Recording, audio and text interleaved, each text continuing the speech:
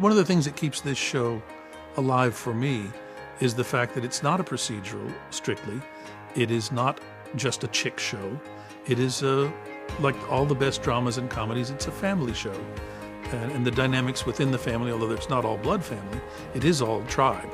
You know, because who's it said that you don't get to pick your family, but you get to pick your pals. And these people, you know, it's really an interesting thing that happens when you're lucky, and we are, where you have this chosen tribe. You have your good days and bad days with each individual, but at the end of the day, boy, it's great to come back from a hiatus and see these people, and then dive into this thing that we do, and to know that there's an audience for it.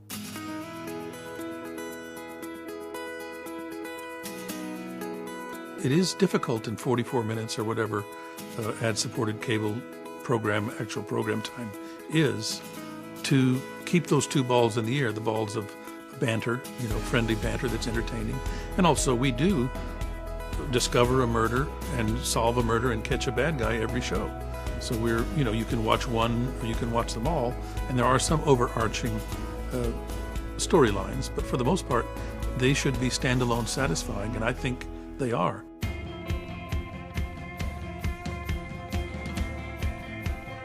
That's a big development this year. I wanted to be in, because most of the homicide detectives in big cities that I know, including Russ Grant, our advisor, wear nice suits. And the previous regime here had me in misshapen, mismatched separates all the time. And I wanted to wear a suit once. No. She even had the wardrobe guy, you know, make sure they weren't too neat, you know. And now I asked in the off season, when we have a new showrunner and a new writing staff, I said, maybe I could wear a suit? All suits now.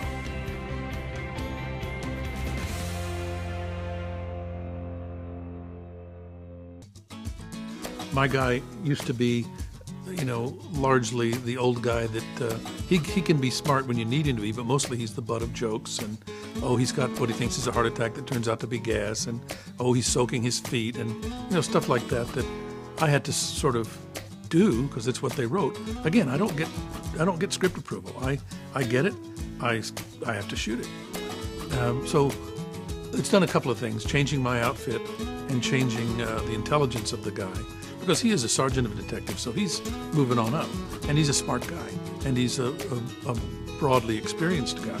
In the backstory that I make up as we go along because I get a new piece of information. So I think he's now much more capable of either retiring or taking the lieutenant's exam and moving into, he's as high as he can get without getting into the political part of police administration, which he's always hated, and he was never a politic man. And in one of my favorite episodes for my guy, I turned in my badge rather than give up a confidential informant, because I knew as a street cop, once you give one up, you'll never get another.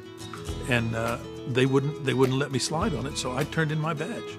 And it cost me everything. It would have been my pension. You know, it was really intense. And they rescinded it, and they realized I was right, and I was brought back into the fold. But I don't know where I'm going either. I just know that I now have these avenues open to me, and in some conversations I had with the new staff, I think it's interesting because a lot of our audience is over 50. It's an interesting thing to explore, willingly leaving the workforce or desperately trying to stay in the workforce, just to entertain these possibilities and just to entertain these questions.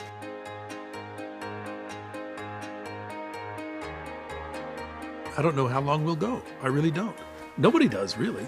I mean, there may be people in corner offices that have an idea of how long they think, how many they'd like to have for their package to sell to other markets, but I'm not privy to that information. So I just keep an open mind and try to get sleep and do my homework so I can be solid on the day and hope for the best and get ready for whatever.